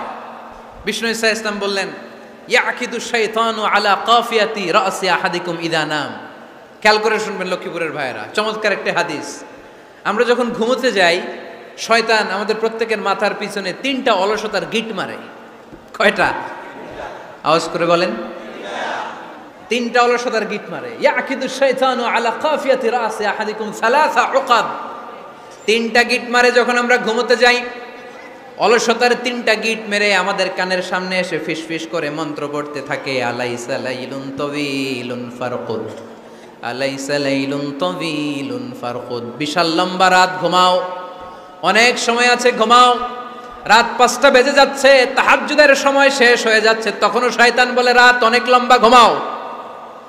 ফজরের সময় পার হয়ে যাচ্ছে, সূর্য উঠে যাচ্ছে, শয়তান বলে আলাইসা লাইলুন তাওয়িলুন ফারকুদ, এখনো অনেক সময় আছে, লম্বা লম্বা লম্বা চৌড়া রাত পড়ে আছে, তুমি ঘুমাও। বিশ্বনবী বললেন, ফাইনিস্তাইকাযা ওয়া যাকারাল্লাহ ইনহাল্লাত উকদা। আমার উম্মতের কেউ যখন ঘুম থেকে জেগে ঘুম থেকে ওঠার দোয়া পড়া শুরু করে দেয়, অলসতার প্রথম গিটটা সাথে সাথে খুলে দেয় কে? আপনি ঘুম থেকে উঠেই যখন ঘুম থেকে ওঠার দোয়া পড়বেন, আপনার অলসতার প্রথম গিট খুলে দেয় কে? ঘুম থেকে ওঠার দোয়াটা কি? আলহামদুলিল্লাহিল্লাযী আহইয়ানা বা'দা মা আমাতানা ওয়া ইলাইহিন নুশুর। প্রশংসা সে আল্লাহ, যে আল্লাহ আমাদেরকে লম্বা একটা ঘুম শেষে, মৃত্যু শেষে আমাদেরকে ঘুম থেকে উঠালেন। এই দোয়াটা পড়ার সাথে সাথে শয়তান যে 3টা গিট মারছে, ওই 3টার একটা খুলে দেয় কে? ফাইন তাওয়াদ্দা ইনহাল্লাত উকদা। ঘুম থেকে জেগে ঘুমের দোয়া পড়ার পরে যখন কেউ ওযু করে ফেলে, অলসতার দ্বিতীয় গিটটাও খুলে দেয় কে? ওযু করার পরে ফাইন সাল্লাত ইন হাল্লাত উকদা, নামাজের মুসল্লায় দাঁড়িয়ে যখন নামাজ শুরু করে দেয়, অলসতার 3 নাম্বার গিটটাও খুলে দেয় কে? 3টা গিট যখন খুলে দেয়, বিষ্ণু ঈসা ইসলাম বললেন, ফাসবাহা নাশীতাল কলব। নাশীত, তখন মুমিন বান্দা সজীব হয়ে ওঠে, প্রাণবন্ত হয়ে ওঠে, উচ্ছ্বসিত হয়ে ওঠে। ওয়া ইল্লা খাবিসান নাফসি কাসলান। আর যদি ঘুমিয়ে থাকে, 3টা গিট তার মাথার পেছনে শয়তানের অলসতার লেগে থাকে, তাহলে তার দিনটা শুরু হয় অলসতা দিয়ে, আর সে হয় অলসতার রাজা। চিল্লায় এখন ঠিক কিনা? এজন্য আমরা কি অলস হতে চাই না কর্মঠ হতে চাই? কোন নবীরা কি অলস ছিলেন? পৃথিবীতে কোন নবী অলস ছিলেন? সব নবী কর্মঠ ছিলেন। বিষ্ণু ঈসা ইসলাম বললেন, মা বাআসাল্লাহু নাবিয়্যান ইল্লা রাআল গানাম। এই পৃথিবীতে এমন কোন নবী নাই যেই নবী বকরি চড়ায় নাই। কি চড়ায় নাই? বকরিরে আপনারা লক্ষ্মীপুরের ভাষায় কি বলেন? কি বলেন? ছাগল। তো পৃথিবীতে এমন কোন নবী নাই যেই নবী কি চড়ায় নাই? ছাগল চড়ায় নাই। সাহাবারা বললেন, ইয়া রাসূলুল্লাহ আনতা কাযালিক, আপনিও ছাগল চড়াইছেন? বিষ্ণু ঈসা ইসলাম বললেন, না, আমিও ছাগল চড়িয়েছি। ওয়া ইন্নী আরআহা আলা কারারাইতি আহলি মক্কা, আমি তো মক্কাবাসীদের অল্প কিছু পয়সার বিনিময়ে তাদের ছাগলগুলোকে চড়িয়ে দিতাম। সুবহানাল্লাহ পড়বেন না? বিষ্ণু ঈসা ইসলাম ছাগল চড়াতেন। ছাগল চড়ানো সহজ কাজ না কঠিন কাজ? কেন কঠিন এটা? হ্যাঁ, টেরা, খুঁটি মারে। হ্যাঁ, কি করে? বসে থাকতে হয়। তো ছাগল যারা পালে তারা জানে ছাগল পালা কত কষ্ট। ওরে ডানে টান দিলেও কই যায়? রশি ধরে বায়ে টান দিলে কই যায়? সামনে টানলে কই যায়? পিছনে টানলে কই যায়? সারা সপ্তাহ আপনি সময় পান না এটারে গোসল করাবেন। ভাবলেন আজকে জুমার দিন আমিও গোসল করি, এটারও গোসল করাই। এটারে আপনি পুকুর ঘাটে নিবেন, টান দিয়েছেন, ওর বাপের কিরাও 1 ইঞ্চিও সামনে যাবে না। ঠিক কি না? এই টেরা প্রাণী আল্লাহর কি মহিমা। আল্লাহ তাআলা পৃথিবীর সবচেয়ে শ্রেষ্ঠতম মানুষদেরকে ছাগল চড়িয়ে ছেড়েছেন। ঠিক কি না? মা বাআসাল্লাহু নাবিয়্যান ইল্লা রাআল গানাম। এই পৃথিবীতে এমন কোন নবী ছিল না যে নবীরা ছাগল চড়ায় নাই। আল্লাহ বুঝাতে চাইলেন ছাগল চড়ানো অনেক কষ্টের কাজ, অনেক ধৈর্যের প্রয়োজন। এখন নবীরা তোমরা ছাগল চড়াও, কিছুদিন পর ছাগলের চেয়েও টেরা জাতি মানুষ চড়াইতে হবে। মানুষের মধ্যেও টেরা আছে না নাই? ভালো বললে ভালোটা বুঝে না, ডানে যেতে গেলে বায়ে যায়, বায়ে যেতে বললে ডাইনে যায়, এরকম আছে না নাই? সম্মানিত ভাইয়েরা, সমস্ত আম্বিয়া আলাইহিমুসসালাম ওনারা কর্মঠ ছিলেন। সাইয়েদনা আদম আলাইহিস সালাম নিজ হাতে চারা গাছ রোপণ করে চাষাবাদের কাজ করেছেন, সুবহানাল্লাহ পড়েন। সাইয়েদনা ইব্রাহিম আলাইহিস সালাম চাষাবাদের কাজ করেছেন। সাইয়েদনা দাউদ আলাইহিস সালাম নিজ হাতে যুদ্ধের জন্য যে পোশাক পরতে হয়, যেটা পরলে গায়ের মধ্যে ছুরি মারলেও ঢুকে না, ওই শিরস্ত্রাণ বানিয়েছেন, নিজ হাতে তলোয়ার বানিয়েছেন, সুবহানাল্লাহ পড়েন। সাইয়েদনা মুসা আলাইহিস সালাম ছাগল চড়িয়েছেন। সাইয়েদনা মুসা আলাইহিস সালামের মেজাজ নরম না গরম? নবীদের মধ্যে সবচেয়ে বেশি মেজাজওয়ালা নবী ছিলেন মুসা আলাইহিস সালাম। উনিও 8 থেকে 10 বছর সাইয়েদনা শুআয়ব আলাইহিস সালামের এরিয়াতে ছাগল চড়িয়েছেন। চিল্লায় বলেন সুবহানাল্লাহ। এজন্য নবীরা যেহেতু কাজ করেছেন, কর্মঠ ছিলেন, আমরাও কর্মঠ হব, ঠিক কিনা? সাহাবারাও কর্মঠ ছিলেন, বিশ্বনবীর সাহাবারাও ব্যবসা করতেন। সাইয়েদনা আবু বকরের বিশাল ব্যবসা প্রতিষ্ঠান ছিল, সুবহানাল্লাহ পড়েন। আপনারা হজ উমরা করেছেন কে কে দেখি? করছেন? মাশাআল্লাহ। যারা করে নাই আল্লাহ তাদেরকে আল্লাহর ঘর জিয়ারতের তুমি নসিব করো। আমিন। বিশ্বনবীর মাকবারার সামনে দাঁড়িয়ে আমরা যেন সালাম পেশ করতে পারি, তুমি নসিব করো। আমিন। বাইতুল্লাহ শরীফে এবং মসজিদ নববীতে আমরা যেন সালাত আদায় করতে পারে, আল্লাহ তুমি নসিব করো। সাইয়েদনা আবু বকর রাদিয়াল্লাহু তাআলা আনহুর ব্যবসা প্রতিষ্ঠান ছিল মক্কার কাবা ঘরের পাশেই। ওনার ব্যবসা প্রতিষ্ঠানগুলো যেখানে ছিল ঠিক ওইখানেই সৌদি সরকার এখন শপিং মল বানিয়ে দিয়েছে, মাতজার আবু বকর। মক্কা শহরের যেখানে বহিরাগতরা এসে ওখানে ছাগল, ওখানে ঘোড়া, উট এগুলো রাখতো, আস্তাবল রাখতো, ঘোড়া আর উট যেখানে রাখা হতো ঠিক ওই জায়গায় সৌদি সরকার ওটার পার্কিং লট বানায় দিচ্ছে। মানে যেখানে আগে সাহাবাদের ব্যবসার জায়গা, ওইখানে বর্তমানে শপিং মল। যেখানে আগের সময়কাল সাহাবারা উট আর ঘোড়া রেখে বাঁধতো, ওইখানে এখন গাড়ি ঘোড়া রাখার ব্যবস্থা করা হয়েছে। সাইয়েদনা আবু বকর অনেক বড় ব্যবসায়ী ছিলেন। ওনার নিজ টাকা দিয়ে হাবাসা থেকে আসা সাইয়েদনা বেলালকে তিনি 20,000 স্বর্ণ মুদ্রা দিয়ে উমাইয়া ইবনে খালাফের কবল থেকে তিনি মুক্ত করেছেন। সাইয়েদনা উসমান যুন্নুরাইন বড় ব্যবসায়ী ছিলেন। নিজের টাকা দিয়ে মদিনার মুসলমানেরা পানি খেতে পারে না, বিইরে রুমা নামে একটা কুয়া ছিল, এই কুয়ার মালিক ছিল ইহুদি। মুসলমানেরা পানি খেতে গেলে এসে বকা দিত, পানি খেতে দিত না। বিশ্বনবী বললেন, আমার সাহাবীদের মধ্যে এমন কি কেউ নাই নিজের অর্থায়নে বীরে রুমা কিনে মুসলমানদেরকে দিয়ে দিবে? সাইয়েদনা উসমান যুন্নুরাইন বলল, ইয়া রাসূলুল্লাহ, আপনার খেদমতে আমি হাজির। মুহূর্তের মধ্যে সাইয়েদনা উসমান যুন্নুরাইন নিজের অর্থায়নে বীরে রুমাটা কিনে মুসলমানদের জন্য সদকা করে দিয়েছে। তো ব্যবসা না করলে, কর্মঠ না হলে, উপার্জন না হলে সদকা করা যাবে? চিল্লায় বলেন করা যাবে। সুনানে তিরমিজির বর্ণনা, বিষ্ণু ঈসা ইসলাম মক্কা থেকে যত সাহাবারা হিজরত করে মদিনায় এসেছে, মদিনাতে কোনো না কোনো সাহাবার সাথে বিশ্বনবী ভ্রাতৃত্বের বন্ধনে আবদ্ধ করে দিয়েছে, সুবহানাল্লাহ পড়েন। এজন্য মক্কা থেকে যারা এসেছে এদেরকে বলে মুহাজির, এদেরকে কি বলে? আর মদিনায় যারা ছিল এদেরকে বলে আনসার, এদেরকে কি বলে? আওয়াজ করে উত্তর দিবেন। মক্কা থেকে যারা এসেছে তাদের নাম, আর যারা মদিনার সাহাবী তাদের নাম আনসার। আজকে এই মাহফিলে লক্ষ্মীপুর এর বাইরে থেকে কারা কারা আসছেন দেখি?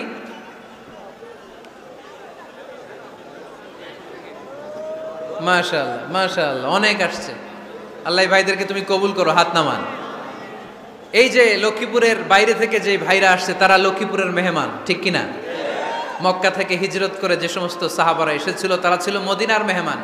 বিশ্বনবী এক এক মক্কার সাহাবীকে মদিনার এক এক সাহাবীর সাথে ভ্রাতৃত্বের বন্ধনে আবদ্ধ করে দিলেন। আব্দুর রহমান ইবনে আউফ রাদিয়াল্লাহু তাআলা আনহু, ওনার সাথে ভ্রাতৃত্বের বন্ধনে যে সাহাবীকে বিশ্বনবী আবদ্ধ করে দিলেন ওনার নাম হচ্ছে সাআদ ইবনে রাবিয়া। কি নাম? মদিনার অনেক বড় ব্যবসায়ী। বিশ্বনবী বললেন, ও আব্দুর রহমান ইবনে আউফ, সম্পদ ছেড়ে দিয়ে, পরিবার ছেড়ে দিয়ে, স্থাবর অস্থাবর সব ছেড়ে দিয়ে আল্লাহ রাসূলের ভালোবাসায় মক্কা থেকে মদিনায় এসেছো। মদিনায় তোমার চিন্তা নাই, সাদ ইবনুর রবিকে আমি তোমার ভাই বানিয়ে দিলাম। সাদ ইবনুর রবি তোমার আপন ভাইয়ের মতো। সাদ ইবনে রবি বলল, আব্দুর রহমান, জীবনে তোমারে কোনোদিন দেখি নাই, তোমারে আমি চিনি না, তোমার নাম শুনি নাই, কিন্তু বিশ্বনবী তো তোমার দায়িত্ব আমাকে দিয়েছে। আমার চেয়ে বড় ধনী এই মদিনার মধ্যে দ্বিতীয় কেউ নাই। আজ থেকে তুমি আমার ভাই, আজ থেকে তুমি আমার কি? আল্লাহ আমাকে যত সম্পত্তি দান করেছে তার অর্ধেক সম্পত্তি আমি তোমার নামে দিয়ে দিলাম। ও আব্দুর রহমান ইবনে আউফ, শুধু তাই নয়, রব্বুল আলামিন আমাকে 2 জন স্ত্রী দিয়েছে। কয়জন? তুমি দেখো আমার কোন স্ত্রীকে তোমার বেশি ভালো লাগে, যার নাম তুমি বলবে সাথে সাথে আমি তারে তালাক দিয়ে দিব, তার ইদ্যত পালন শেষে তুমি তাকে বিয়ে করে তোমার সাথে নিয়ে যাবা। সুবহানাল্লাহ পড়েন। কারণ বিশ্বনবী তোমার দায়িত্ব আমার কাছে দিয়েছে, তুমি আমার ভাই, আমি মদিনার সবচেয়ে বড় ধনী, আমার অর্ধেক সম্পদ আমি তোমারে দিয়ে দিব, আমার 2 স্ত্রীর 1 স্ত্রীকে তোমারে দিয়ে দিব। সাইয়েদনা আব্দুর রহমান ইবনে আউফ এই কথা শুনে অবাক হলেন। অবাক হয়ে উনিও এক অবাক কথা বললেন। উনি বললেন, লা হাজাতা লি ফি ইয়া আখি, ও আমার প্রাণের ভাই, তোমার কথা শুনে আমার হৃদয়টা ভরে গিয়েছে, কিন্তু তোমার সম্পদেরও দরকার আমার নাই, তোমার স্ত্রীরও দরকার আমার নাই। বারাকাল্লাহু ফি মালিক ওয়া লি আহলিক, আল্লাহ তোমার মালেও বরকত দেখ, তোমার সম্পদেও বরকত দেখ, তুমি শুধু একটু কষ্ট করবা। কি কষ্ট? দুল্লানি আলা সুক, show me the way to the market. তুমি মদিনায় কোনো মার্কেট আছে কিনা, শপিং মল আছে কিনা, ব্যবসা প্রতিষ্ঠান আছে কিনা আমারে দেখায় দাও। সুবহানাল্লাহ পড়েন। আমরা হইলে কি করতাম? লক্ষ্মীপুরে যারা আসছে এদের একজনের যদি বলা হয়, ভাই আপনি এখন থেকে লক্ষ্মীপুরের ভাই, আমার অর্ধেক সম্পদ আপনারা দিয়ে দেব, কি করবে? পায়ের উপর পা তুলে খাবে আর বলবে কি আনন্দ আকাশে বাতাসে, ঠিক কিনা? এরপর যদি বলি, ভাই আমার 2 বউ, যেটারে সুন্দর লাগে বলেন তালাক দিয়ে দেই, নিয়ে যান, কি বলবে? কি আনন্দ আকাশের বাতাস। আল্লাহ রাসূলের সাহাবী আব্দুর রহমান ইবনে আউফ বললেন, লা হাজাতা লি ফি, আমার দরকার নাই, দুল্লানি আলা সুক, just show me the way to market, এখানে মার্কেট কই আছে দেখায় দাও। অবাক হয়ে গেলেন সাদ বিন রবিব, বললেন, ও আব্দুর রহমান ইবনে আউফ, ঠিক আছে তুমি যদি নিতে না চাও তোমারে আমি জোর জবরদস্তি করব না, শুনে রাখো মদিনাতে ইহুদিদের কয়নুকার একটা বাজার আছে। এই কথা বলার সাথে সাথে আব্দুর রহমান ইবনে আউফ চলে গেলেন। এর পরের দিন অল্প কিছু পনির আর ঘি দিয়ে ব্যবসা শুরু করলেন। পনির আর ঘিয়ের ব্যবসা করতে করতে করতে করতে ব্যবসায় তিনি এত লাভ করলেন, উনি বললেন, আমি যদি কখনো মদিনার বালুর মধ্যে হাত দিতাম ওই বালুটারও সোনা বানায় দিত কে? দুল্লানি আলা সুক। লক্ষ্মীপুরের কর্মঠ যুবক ভাইয়েরা, এ আব্দুর রহমান ইবনে আউফ আমাদের প্রেরণা। উনি অন্যের ঘাড়ে পাড়া দিয়ে খেতে চায় নাই, আরেকজনের উপর ডিপেন্ডেন্ট বা নির্ভরশীল হতে চায় নাই। তিনি স্বাবলম্বী হওয়ার শিক্ষা, লেসেন কিয়ামত পর্যন্ত গোটা বিশ্বের যুবকদের জন্য রেখে গিয়েছে। চিল্লায় বলো ঠিক কিনা? দুল্লানি আলা সুক, show me the way to market. Market কোথায় দেখাও। পনির আর ঘি নিয়ে ব্যবসা করতে করতে কয়েক মাসের ব্যবধানে ইতিহাস সাক্ষী সাইয়েদনা আব্দুর রহমান ইবনে আউফ মদিনার বিশাল বড় বিজনেস ম্যাগনেটে পরিণত হয়ে গেলেন। চিল্লায় পড়েন আল্লাহু আকবার। এজন্য ব্যবসার ভিতরে বরকত ঢুকিয়ে দিয়েছে কে? বিষ্ণু বললেন, আত-তাজিরা সাদুকাল আমিন মা'আন নাবিয়্যিন ওয়াস সিদ্দীকিন ওয়াশ শুহাদা'i ওয়াস সালিহিন। আমানতদার ব্যবসায়ী তারা সাধারণ কোনো মানুষ নয়, কিয়ামতের দিন নবীদের সাথে হাসর হয়ে যাবে। আপনারা যারা ব্যবসা করেন, এটা সাধারণ বিষয় নয়। বিষ্ণু ইসলাম নিজেও ব্যবসায়ী ছিলেন। ওনার জীবনের প্রথমে তিনি খাদিজা রাদিয়াল্লাহু তাআলা আনহার ব্যবসার স্টাফ হয়ে কাজ শুরু করেছেন, এরপর নিজে ব্যবসা শুরু করেছেন। এরপরে খাদিজাতুল কুবরা রাদিয়াল্লাহু তাআলা আনহা সব সম্পত্তি বিয়ের পরে বিশ্বনবীর পায়ের সামনে ঢেলে দিয়েছেন। বললেন, ইয়া রাসূলুল্লাহ, এই সম্পদ আমি আপনাকে দিয়ে দিলাম, আপনি ইচ্ছামতো দিনের প্রয়োজনে খরচ করেন। সুবহানাল্লাহ পড়েন। এজন্য বিষ্ণু ইসলাম আমাদের জন্য উপমা, আব্দুর রহমান ইবনে আউফ আমাদের জন্য উপমা। যারা ব্যবসা করেন তারা বিষ্ণু ইসলামের সুন্নাহ পালন করছেন। আত-তাজির আস-সাদুক আল আমিন। বিষ্ণু বললেন, সত্যবাদী আমানতদার ব্যবসায়ী, যে ব্যবসা করতে যে মিথ্যা কথা বলে না। অনেক ব্যবসায়ীরা আছে পণ্য চালানোর জন্য মিথ্যা কথা বলে আর কসম কাটে, আছে না নাই? আহা, এমনটা করা যাবে? সকালবেলা স্ত্রীরে বলে, এই গরুগুলা বিক্রি করবো, তুই একটা দাম কত কমো? স্ত্রীরে শিখাই দিচ্ছে, এই গরুর দাম তুই 40,000। তো বউ বলে, ঠিক আছে, দাম কইলাম 40,000। তো এরপরে বাজারে যখন গরু বিক্রি করতে যায়, একজন যখন বলে যে ভাই এটা 30,000 টাকা দিয়ে কিনবো, কয় ভাই আল্লাহর কসম সকালে একজন 40,000 দাম কইছে, আমি দেই নাই। আছে না নাই? কৌশল করে। বউরে শিখাইছে সকালে, কয় তুই দাম কর 40,000। তো বাজারে যে সকালে একজন দাম করছে, দাম করে কইছে 40,000 দেই নাই, আপনারা 30,000 কেমনে দেই? এরকম ডাকাইতে আছে না নাই? আলহামদুলিল্লাহ লক্ষ্মীপুরে এরকম লোকজন নাই। আরে নাই, আমি কই নাই, এরা কই আছে। লক্ষ্মীপুরের মানুষ খুব ধার্মিক আমি জানি। লক্ষ্মীপুর, নোয়াখালী, ফেনী এই বেল্টের লোকজন খুব আল্লাহওয়ালা। এদের মধ্যে আল্লাহওয়ালার সংখ্যা বেশি, এখানে আলেম ওলামা বেশি, এখানে মসজিদ মাদ্রাসা বেশি। এই জন্য এই জেলাগুলোতে আল্লাহর রহমতও বেশি। আল্লাহ তুমি এই জেলার ছেলেপেলাদেরকে, এই জেলার লোকদেরকে তুমি কবুল করো, মা বোনদেরকে তুমি কবুল করো। সম্মানিত ভাইয়েরা, এজন্য আজকের মাহফিল থেকে আমরা যেটা শিখলাম সেটা হচ্ছে পরিশ্রমে কোনো লজ্জা আছে? আমরা কাজ করে খাবো, ঠিক কিনা? Never under estimate any job. যুবক ভাইয়েরা, লক্ষ্মীপুরের যুবক ছেলেরা শুনতেছ? এরকম আওয়াজ করতে হবে, কান খাড়া করে শোনো। Never under estimate any job. কোনো চাকরিকে ছোট করে দেখা যাবে, whether it's small or big, you don't care. এটার কেয়ার করা যাবে না। ছোট্ট চাকরি পাইলেই ঢুকে যাবা, বড় অফার আসলে পরে ঢুকবা। এটা ছোট কাজ, এটা হোটেলের ওয়েটার, এটা ছোট্ট স্টাফ, এটা কেরানি না। কাজ কাজই, কাজের মধ্যে কোনো ছোট বড় নাই। খেটে খাওয়া মানুষকে বিশ্বনবী অনেক সম্মান করতেন। বিষ্ণু ঈসা ইসলাম খেটে খাওয়া মানুষদেরকে এত ভালোবাসতেন, বিদায় হজের মতো এত গুরুত্বপূর্ণ ভাষণও এই মেহনতি মানুষদের কথা বাদ যায়নি। সুবহানাল্লাহ পড়বেন না? দিনটা ছিল জুমাবার। বিষ্ণু ঈসা ইসলাম আরাফাতের ময়দানে দাঁড়িয়ে ঐতিহাসিক একটা ভাষণ দিলেন। এই ভাষণের নাম হলো বিদায় হজের ভাষণ। এই বিদায় হজের ভাষণেও খেটে খাওয়া মানুষের কথা বিশ্বনবী বাদ দেয় নাই। বিশ্বনবী বলেছেন, আরিক্কাকুম আরিক্কাকুম, খবরদার অধীনস্থ কর্মচারীদের সাথে খারাপ আচরণ করো না। আতঈমুহুম মিম্মা তাকুলুন ওয়াকসুহুম মিম্মা তালবিসুন। খবরদার মনে রেখো, তোমরা যা খাবে তোমাদের অধীনস্থ কর্মচারীদেরও তা খাওয়াবে, তোমরা যা পড়বে তাদেরও তা পড়াবে। বিশ্বনবী শেষ নিঃশ্বাস ত্যাগ করে যাওয়ার আগে যেই কয়েকটা কথা বলেছিলেন তার মধ্যে মেহনতি মানুষদের জন্য কথা আছে নাড়াই। বিষ্ণু ঈসা ইসলাম যখন শেষ নিঃশ্বাস ত্যাগ করবেন তিনি বলেছিলেন, আসসালাত আসসালাত, উম্মতেরা নামাজ নামাজ নামাজ ছেড়ে দিও না, নামাজ তরক করো না, নামাজ কাজা করো না। আর বলেছিলেন, অমা মালাকাত আইমানুকুম, অধীনস্থ কর্মচারীদের সাথে খবরদার খারাপ আচরণ করো না। যারা কর্মচারীদের সাথে খারাপ আচরণ করে, যারা মানুষের কাছ থেকে শ্রম নিয়ে কাজ করিয়ে টাকা দেয় না, কিয়ামতের দিন তাদের বিরুদ্ধে মামলা দায়ের করবে কে? কে করবে? হাদিসে কুদসি সাক্ষী বিষ্ণু ঈসা ইসলাম বলেন, আল্লাহ তাআলা ফরমান, আনা খাসমুহুম সালাসাতুন আনা খাসমুহুম ইয়াউমাল কিয়ামা। তিন শ্রেণীর ব্যক্তির বিরুদ্ধে আল্লাহ বলেন, আমি নিজেই কিয়ামতের দিন মামলা দায়ের করব। I will be against them in the day of judgment. Three categories of people, I will be against them in the day of judgment. তিন শ্রেণীর লোক কিয়ামতের দিন তারা ছাড় পাবে না। আল্লাহ বলেন, আমি নিজেই তাদের বিরুদ্ধে মামলা দায়ের করব। এর মধ্যে এক শ্রেণীর লোক হচ্ছে রজুলুন ইস্তাআজারা জিরান ফাস্তাউফা মিনহু ওয়া লাম ইয়াতি আজরা। একজন শ্রমিক ভাড়া করে তার কাছ থেকে কাজ নিয়েছে কিন্তু তার পারিশ্রমিক আদায় করে নাই। এরকম আছে না নাই?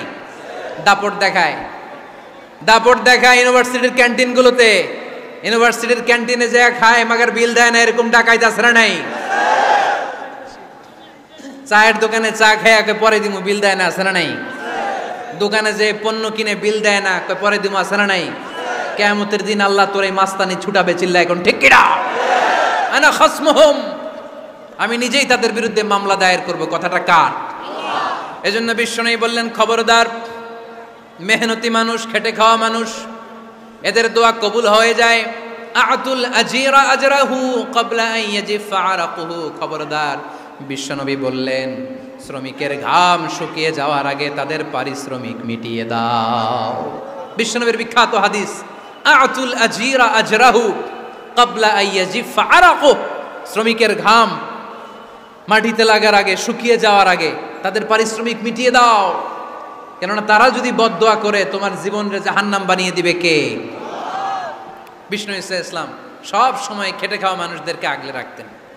সব সময় শুধু যে ভাষণে মেহনতি মানুষদের সাথে ভালো আচরণ করতে বলতেন, শ্রমিকদের সাথে ভালো আচরণ করতে বলতেন এমনটা নয়, ওনার ব্যক্তিগত জীবন ঘাটলেও দেখা যায় উনি শ্রমিকদের সাথে কেমন আচরণ করেছেন। বিষ্ণু ঈসা ইসলামের একজন খাদেম ছিল, আপনারা তার নাম জানেন? কি নাম? সবাই বলেন আনাস। আওয়াজ করে বলেন বিশ্বনবীর খাদেমের নাম। নামটা কেমন লাগে? ভালো লাগে? ছেলে হইলে রাখবেন তো? রাখবেন? অনেকে আমারে জিজ্ঞেস করে যে আমার একটা ছেলের নাম বলে দেন। এই এলাকার যদি কারো সম্ভাব্য আগন্তুক 2-1 মাস পরেই ছেলে পৃথিবীতে আসবে, এর নাম রাখবেন আনাস। নাম কি রাখবেন? খাদিমু রাসূলিল্লাহ, আল্লাহ রাসূল সাল্লাল্লাহু আলাইহি ওয়াসাল্লামের খাদেম। এই খাদেমের কাছ থেকে একটু শোনেন ওনার মালিক কেমন ছিল। শুনবেন নাকি কষ্ট হচ্ছে? সম্মানিত ভাইরা খেয়াল রাখবেন, কোন পীর সাহেবের ব্যাপারে যদি আপনি রিপোর্ট চান, পীর সাহেবের বউয়ের কাছ থেকে শুনবেন। কথা কয় না? বোঝে নাই বোধ হয়। একজন পীর সাহেব হুজুর উনি কেমন, রিপোর্ট নেবেন কার কাছ থেকে? কার কাছ থেকে? বউয়ের কাছ থেকে। একজন বড় সাহেব, বড় নেতা, তার ব্যাপারে যদি রিপোর্ট পেতে চান, আমি কয়েকটা জায়গা বলে দিই, এই জায়গাগুলো থেকে রিপোর্ট নেবেন। 1 নাম্বার তার ড্রাইভার, 1 নাম্বার। 2 নাম্বার তার বাড়ির দারোয়ান, 2 নাম্বার। 3 নাম্বার তার খাদেম, 3 নাম্বার। 4 নাম্বার তার ঘরের কাজের মেয়ে, 4 নাম্বার। এদের কাছ থেকে আসল রিপোর্ট পাওয়া যায়, ঠিক কিনা? এবার বিশ্বনবীর ব্যাপারে বিশ্বনবীর খাদেম কি বলে শুনবেন? বুঝে নাই বোধহয়। বিশ্বনবীর ব্যাপারে বিশ্বনবীর খাদেম কি কমেন্টস করছে শুনতে চান? খাদেমের নাম আরো জোরে বলতে হবে। আনাস রাদিয়াল্লাহু তাআলা, আনাস রাদিয়াল্লাহু তাআলা আনহু বলেন, বিশ্বনবী যখন মক্কা থেকে মদিনায় হিজরত করে আসলেন, মদিনার অলিতে গলিতে আনন্দের বন্যা বয়ে গেল। তলা আল বাদরু আলাইনা বলে সবাই বিশ্বনবীকে বরণ করে নিল, সবাই বিশ্বনবীর সাথে দেখা করতে আসলো। সবাই যখন আনসারী নারী পুরুষরা দেখা করতে যায়, আমার আম্মাও বলল, আনাস মক্কা থেকে বিশ্বনবী এসেছে, চলো তোমারে নিয়ে দেখা করতে যাই। আনাসের মা আনাস রাদিয়াল্লাহু তাআলা আনহু তখন খুব ছোট্ট, তিনি যে দেখে মানুষের ভিড়ে আনাসকে নিয়ে সামনে যাওয়া যায় না। আর তিনি দেখলেন মদিনার অলিতে গলিতে মানুষের ভিড়, আনসারী আবাল বৃদ্ধ বনিতা নারী পুরুষ সবাই বিশ্বনবীর সাথে দেখা করছে। আর যারাই দেখা করছে হাতে কোনো না কোনো হাদিয়া নিয়ে বিশ্বনবীর সাথে দেখা করতেছে। সুবহানাল্লাহ কইবেন না? আনসারী যত সাহাবারা বিশ্বনবীর সাথে দেখা করতে এসেছে, কি নিয়ে আসছে? কথা কয় না? তাহাদাও তাহাব্বু, হাদিয়া দাও, একে অপরকে হাদিয়া দাও, তোমাদের মধ্যে ভালোবাসার বন্ধনকে বাড়িয়ে দিবে কে? আনাসের মা বললেন, আমি মানুষ ধাক্কাতে ধাক্কাতে বিশ্বনবীর সামনে পর্যন্ত গেলাম, যে দেখি সবাই বিশ্বনবীর হাদিয়া দেয়। আমি বিশ্বনবীর সামনে যে কাঁদো কাঁদো স্বরে বললাম, ইয়া রাসূলুল্লাহ, ইয়া হাবিবাল্লাহ, লাম ইউবকি রাজুলুন ওয়ালা ইমরাআতুন মিনাল আনসার ইল্লা ক্বাদ আতহাফাকা বিতুহফা। ও নবী, আমি দেখতে পেয়েছি আনসারী এমন কোন নারী নাই, এমন কোন পুরুষ নাই যে আপনাকে আপনার হাতে কোনো না কোনো হাদিয়া দেয় নাই। ওয়া ইন্নী লা আকদিরু আলা যালিকা মা উতহিফুকা বি, কিন্তু ইয়া রাসূলুল্লাহ, ইয়া হাবিবাল্লাহ, আমার কাছে তো কোনো টাকা নাই, আমার কাছে কোনো পয়সা নাই, আমার ঘরে এমন কোনো জিনিস নাই যেই জিনিসটা আমি আপনারে হাদিয়া দেব, ইল্লা ইবনি হাদা, আমার এই নার ছেঁড়া ধন কলিজার টুকরা সন্তান আনাস ছাড়া। ও আখিরি জামানার পয়গম্বর, আমি আমার কলিজার টুকরা আনাসকে আপনারে হাদিয়া দিয়ে দিলাম। ইয়া রাসূলুল্লাহ, মদিনার আনসারী এমন কোন নারী পুরুষ কেউ তো বাকি নাই যে আপনাকে হাদিয়া দেয় নাই, সবাই তো হাদিয়া দিল, কিন্তু আমি তো হাদিয়া দেওয়ার মতো আমার কাছে কিছু নাই। আপনারা কি হাদিস থেকে নেয়া এই গল্পটা বুঝতে পেরেছেন? কথাটা শুনতেছিলেন? আনাস রাদিয়াল্লাহু তাআলা আনহুর মা বললেন, ইয়া রাসূলুল্লাহ, আনসারী এমন কোন নারী নাই, এমন কোন পুরুষ নাই যে আপনারা হাদিয়া দেয় নাই, কিন্তু আমার তো হাদিয়া দেওয়ার মতো কিছু নাই আমার এই কলিজার টুকরা আনাস ছাড়া। কি আর আমি করব, আমার কলিজার টুকরা আনাসকে আমি আপনার দরবারে হাদিয়া দিয়ে দিলাম। ইয়া রাসূলুল্লাহ, আমার ছেলেটারই আপনারা হাদিয়া দিলাম। খুদ হাদা ইয়াখদুমু কামা বাদালাক, আপনার যেই কাজ লাগবে, যেই খেদমতের প্রয়োজন আপনার এই খেদমত করবে। ও নবী, আমি জানি আনাস আপনার বেশি খেদমত করতে পারবে না, আনাস আপনার মেসওয়াক এনে দিবে, অজুর পানি এনে দিবে, জুব্বা লাগলে জুব্বাটা এনে দিবে, ছোটখাটো কাজ করে আপনারে সাহায্য করবে। আমার কলিজার টুকরা সন্তানকে চিরকালের জন্য আমি আপনারে হাদিয়া দিয়ে দিলাম। আনাস রাদিয়াল্লাহু তাআলা আনহু বর্ণনা করছেন, আমি দাঁড়িয়ে দাঁড়িয়ে শুনছি আমার আম্মা বলছে আমি নাকি বিশ্বনবীর জন্য হাদিয়া। সুবহানাল্লাহ পড়েন। এবার খেদমত শুরু করলো সাইয়েদনা আনাস। ছোট্ট মানুষ কি আর করবে, কতটুকু খেদমত আর করতে পারবে? বিশ্বনবীর মেসওয়াকটা এনে দেয়। সুবহানাল্লাহ পড়েন। বিশ্বনবীর আতরের শিশিটা এনে দেয়, বিশ্বনবীর জাইতুনের তেলের বোতলটা আগিয়ে দেয়, বিশ্বনবীর জামাটা প্রয়োজনে বিশ্বনবীর হাতে এনে দেয়। সাইয়েদনা আনাস বলেন, আমি 1 বছর নয়, 2 বছর নয়, 5 বছর নয়, 7 বছর নয়, 10 বছর বিশ্বনবীর খেদমত করেছি। ফামা দারাবানি, 10 বছরে একদিনও তিনি আমারে মারে নাই। সুবহানাল্লাহ। একদিন আমার গায়ে হাত তোলে নাই। হাত তোলা তো দূরের কথা, ওয়ালা সাব্বানি, কোনোদিন গালি দেয় নাই। ওয়ালা আবাসা আলা ওয়াজহি, কখনো বিরক্তি সরে ভ্রু কুচকে আমার দিকে বিশ্বনবী কোনোদিন তাকায় নাই। সুবহানাল্লাহ পড়েন। কোনোদিন আমার গায়ে হাত তোলে নাই। আরে হাত তোলা তো দূরের কথা, আমাকে ধমকি পর্যন্ত দেয় নাই। ধমকি দেয়া তো দূরের কথা, আমরা অনেক সময় বিরক্ত হয়ে ভ্রু কুচকাই না। এরকম বিরক্তি হলে আমরা কারোর প্রতি বিরক্ত হলে কি হয়? কপাল ভ্রু কুচকে ওঠে, ঠিক কিনা? সাইয়েদনা আনাস বললেন কোনোদিন মারে নাই। খাদেম বলতেছে, খাদেম, বড় সাহেবের রিপোর্ট কার থেকে নিতে হয়? হয় খাদেম, নয় দারোয়ান, নয় ঘরের কাজের মেয়ে, তা না হলে ড্রাইভার। বিশ্বনবীর খাদেম বিশ্বনবীর ব্যাপারে কি কমেন্ট করছে? মা সাব্বানি ওয়ালা জারাবানি ওয়ালা আবাসা ফি ওয়াজহি। এই 10 বছরের খেদমতের জিন্দেগিতে কোনোদিন বিশ্বনবী আমারে মারে নাই, গায়ে হাত তোলে নাই। আরে হাত তোলা তো দূরের কথা, একটা ধমকও দেয় নাই। আরে ধমক দেয়া তো দূরের কথা, বিরক্তির সুরে ভ্রু কুচকে আমার দিকে কখনো তিনি তাকায় নাই। চিল্লায় বলো সুবহানাল্লাহ। আর আজকে মাইক পেলে মানবতা, মানবাধিকারের কর্মী কি সুন্দর কথা বলে, উইমেন রাইটসের কথা বলে, শিশু শ্রম নিয়ে কথা বলে, আর বাড়িতে কাজের মেয়ের গায়ের মধ্যে খুন্তি, গরম খুন্তি পিঠের মধ্যে লাগিয়ে পিঠ ঝলসিয়ে দেয়। এরকম আছে না নাই? পত্রপত্রিকায় প্রায় দেখা যায় যে কাজের মেয়েদেরকে কি অত্যাচার করে। খুন্তি গরম করে করে চামড়ার মধ্যে লাগিয়ে স্কিন ঝলসে ফেলেছে, গ্রিলের মধ্যে বেঁধে রেখেছে, সময় মতো খাবার দেয় নাই, পিটিয়ে মাথার চুল কামিয়ে মাথা নেড়া করে দিয়েছে। এরকম আছে না নাই? এরা মানবাধিকারের ঠিকাদার, এরা মানবাধিকারের কথা বলে। আর বিশ্বনবী সাল্লাল্লাহু আলাইহি ইসলামের খাদেম বিশ্বনবীর ব্যাপারে বলেছে কোনোদিন মায়ের তো দূরের কথা, হাত তোলা তো দূরের কথা, আরে ধমক দেওয়া তো দূরের কথা, বিরক্তির চেহারা নিয়েও কোনোদিন বিশ্বনবী আমার দিকে তাকায় নাই। চিল্লায় পড়েন সুবহানাল্লাহ। বিশ্বনবী একবার সাইয়েদনা আনাস রাদিয়াল্লাহু তাআলা আনহুকে একটা ছোট্ট জিনিস আনতে পাঠালেন। সাইয়েদনা আনাস রাদিয়াল্লাহু তাআলা আনহু জিনিসটা আনতে যে মদিনার অলিতে গলিতে বাচ্চাদের খেলা দেখে জিনিস আনতে ভুলে খেলায় দাঁড়িয়ে গেলেন। ছোট্ট মানুষ, ছোট্ট একটা বাচ্চা যদি আমার সাথে নেই, সে কি আমার প্রয়োজন বুঝবে? আমার সেন্টিমেন্ট যেরকম বাচ্চা কি ওটা টের পাবে? ছোট্ট আনাসকে বললেন আমার জুব্বা নিয়ে আসো। বিষ্ণু ইসলাম শাম দেশের জুব্বা পড়তো, বলতেন জুব্বা নিয়ে এসো। জুব্বা আনতে যখন বেরোলেন আনাস রাদিয়াল্লাহু তাআলা আনহু, দেখলেন মদিনার অলিতে গলিতে বাচ্চারা কুতকুত খেলে। কি খেলে? আপনারা খেলেন তো? এই খেলা দেখে আনাস রাদিয়াল্লাহু তাআলা আনহু ভুলে গেলেন যে বিশ্বনবীর জামা আনতে হবে। উনি ভুলে যেয়ে উনিও দাঁড়িয়ে খেলা দেখতে শুরু করলেন। এখন ঘন্টার পর ঘন্টা যায়, আনাসও আসে না, জামাও আসে না।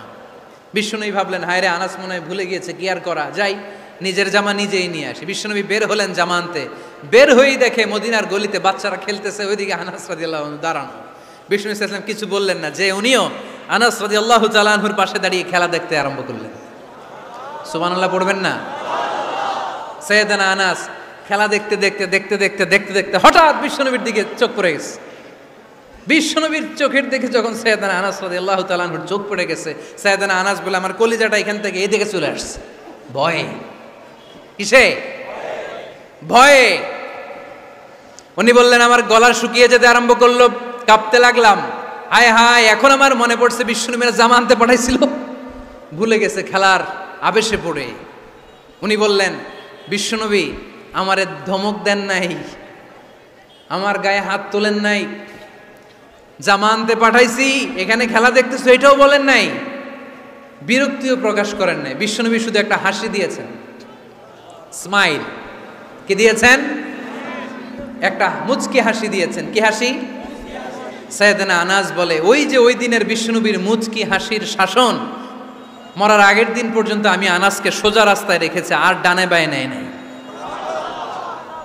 শাসন করতে জানলে লাঠি লাগে না, শাসন করতে জানলে ধমক লাগে না, শাসন করতে জানলে পিট্টি দেয়া লাগে না, মুচকি হাসি দিয়েও শাসন করা যায় কি যায় না?